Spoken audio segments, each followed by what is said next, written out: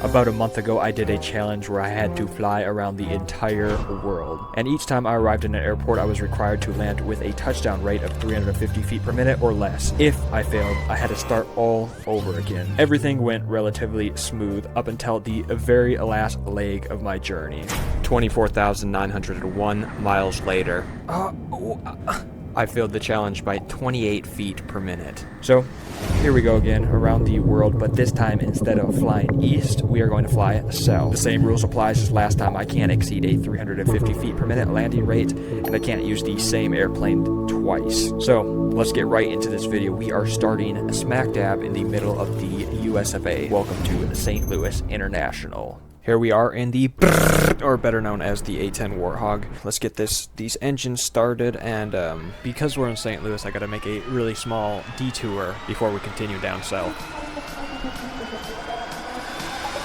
Alright, departing runway 30 right, and we'll line up.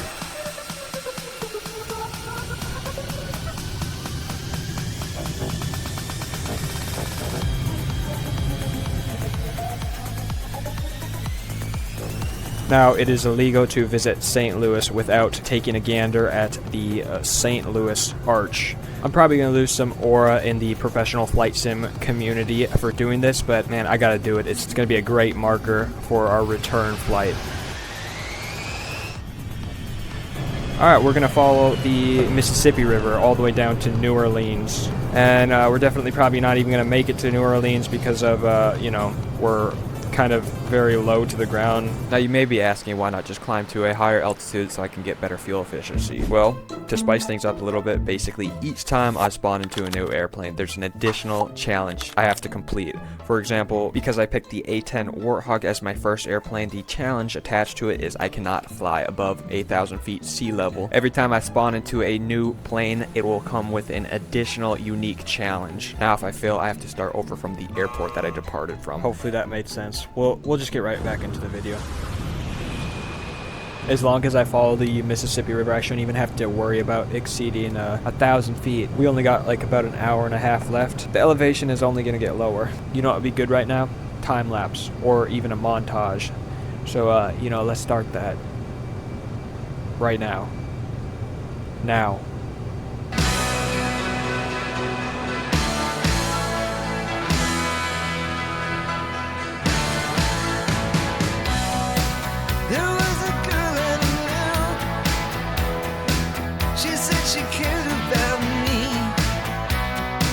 She tried to make my world the way she thought it should be. Yeah, we were desperate then. Alright, so we surprisingly made it to New Orleans with plenty of fuel on board. We got our airport in sight right here. Let's land this baby with precision. Oh god. Forget the precision. Yep, I'll take that. Perfect. Alright, cool. Both challenges are complete. Next airplane.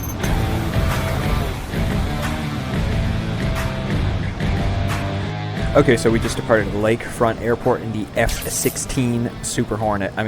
Falcon. We are heading towards the Gulf of Mexico. We're going to follow the shoreline all the way down to the Panama Canal. It's going to be an interesting flight. The Louisiana swamps. God, who even lives there? We still got each other, ain't that right, honey pie? There's Clemens Point right there. This is definitely the Moonshine State right here. If you look over to our left, that is the Houston city skyline. Alright, right there, right in front of us, that is the border. So this is United States. We're in United States right now, and as you can tell by all the cars trying to get into Mexico, now we're in Mexico. Cool. I'm concerned about how much fuel I have on board. We're probably not going to make it to our destination. Just kidding, but I did have a pretty big issue in front of me. Well, due to being completely oblivious on how much I was using the afterburners. I was only at about 20% fuel and still had about 3/4 of a way to Panama. So I had to divert to this town, but I still had one more problem. I still gotta complete my secondary challenge, so I think my best option is going to be follow this river as far down south as it goes. Okay, there we go. First bridge. I see it right over here. Perfect. Alright, that's one down. 2 more to go. Only 1 more to go. Unfortunately, this one is just kind of a little ways out there, and we don't got much fuel left. All right, there's our third one right there. Let's do this. Trying to use no afterburner at all.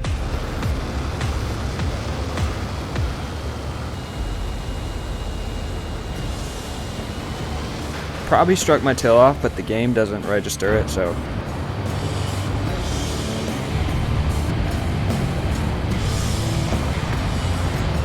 Put a couple notches of flaps in, and also some speed brake. I want to be at about 190, 180. Yeah, the fighter jets are actually extremely easy to land. All you got to do is pretty much aim for the touchdown markers, and then once you're about like 10 feet off the ground, you just put that little dot on the horizon. Just kidding. This joke is getting a little bit old, but I did land it successfully. Kind of butter. Not really.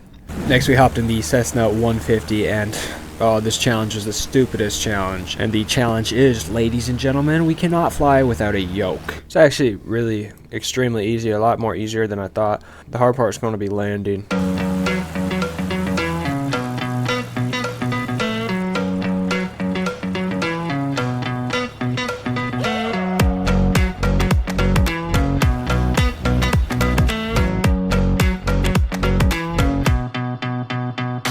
Pretty cool. It's the pyramids of Giza. Alright, now I just gotta find the airport. I think that's it right there. Okay, here we go. Strange apartment complex right there. Probably gonna land with no flaps. And I probably should have had a better final. Power. I know. I said I wouldn't use this joke again, but this time it wasn't actually a joke. I actually crashed.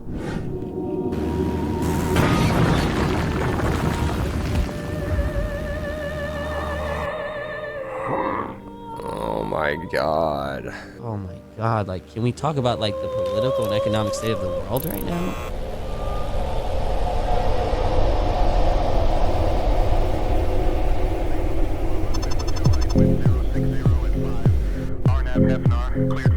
RNAV half an hour, clear for takeoff. 1 2 right. Air Mexico 1991. Over to ground 12755, touch 323. Nothing matches the mood right now better than this gloomy, low visibility. Yes, this is the challenge. We have to fly in low visibility. So we finally made it back to Oaxaca, and I realized because of my incompetence, I think I just made a huge mistake. There's no RNAV here, there's no ILS. I don't know how to do this. Turn left heading 010 vectors for the visual runway 19er approach, Air Mexico 1991. Why can't... Oh my god, auto throttle is still on.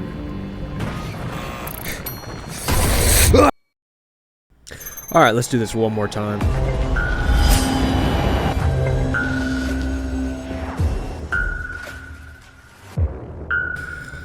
We're coming up on our destination pretty soon, so if we might overshoot it.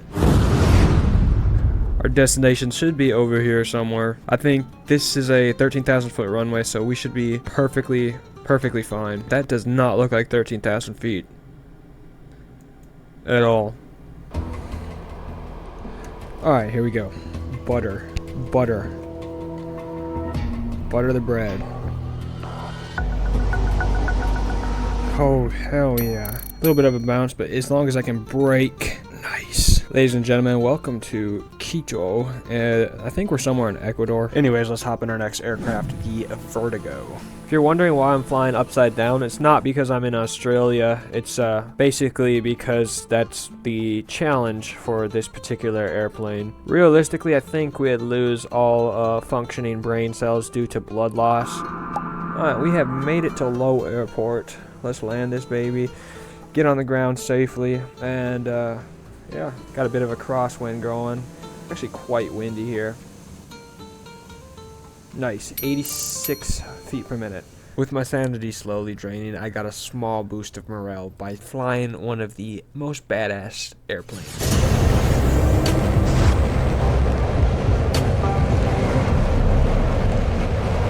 And that immediately died when I ran out of fuel.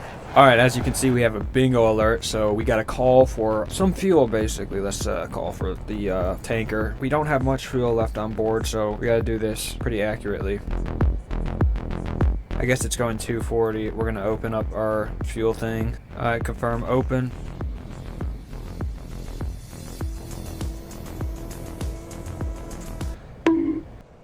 Whoa. If I was in the U.S. Air Force, they would definitely fire me. Not gonna lie, it took me about 45 minutes to refuel because I suck at straight and level flight. Yes, even in the F-35. I don't know how.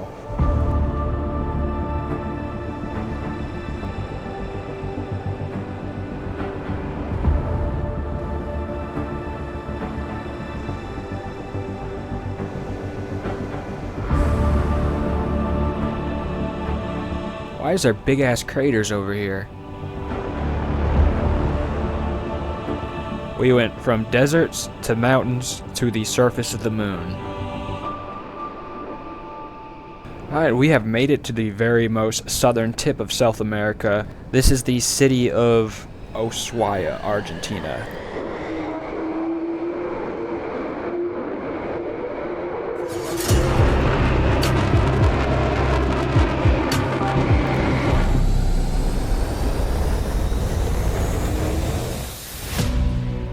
Butter, butter, butter. I feel like I've entered a different world.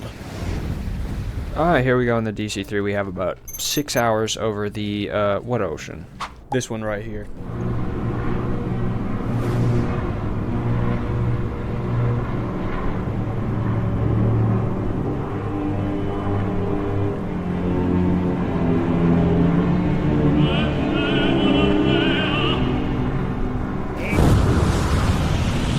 That is Antarctica.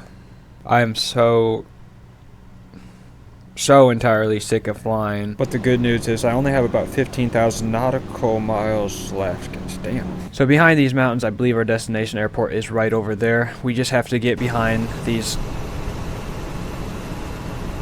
Okay. Yeah, we're almost there.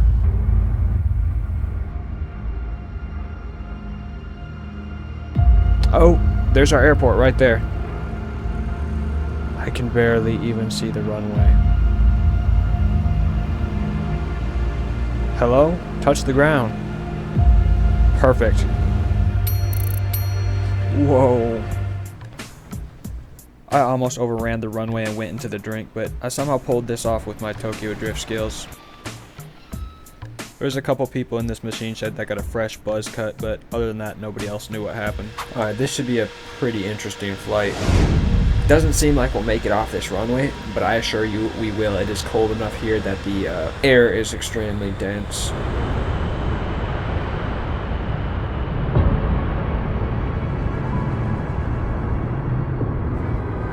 Goodbye, Rothar. Hello, Australia.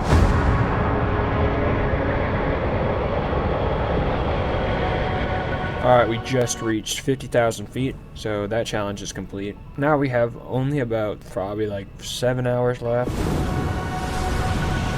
Alright, this is the last bit of the Arctic we're going to see. I believe this is the Indian Ocean, and I have no idea why it still indicates that we're going south, even though we're going north.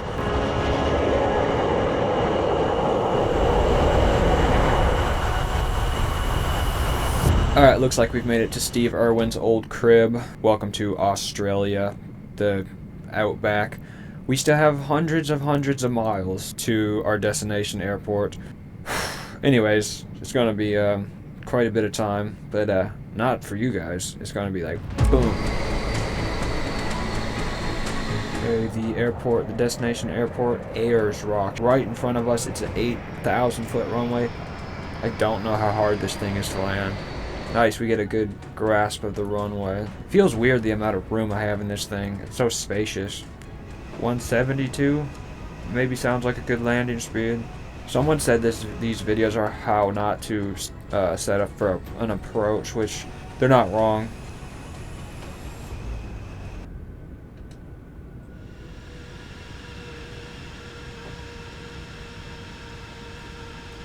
Come on. Hell yeah. Reversers, if this thing has reversers. No, it does not have reversers. I am an absolute dumbass. Anyways, now since we're at the bottom of the world, technically Australia is considered the bottom of the world, right? Unfortunately, due to a giant-ass hurricane brewing in the Gulf of Mexico, I have to make this a two-parter because it's just taking far too long to edit and all that stuff. It takes about 55 hours to fly around the whole entire world, which is the same amount of hours you have to accumulate to get your private pilot's license. So basically we might lose power for a whole entire week. I'm not making any excuses, I promise. Stay safe, Florida. Peace.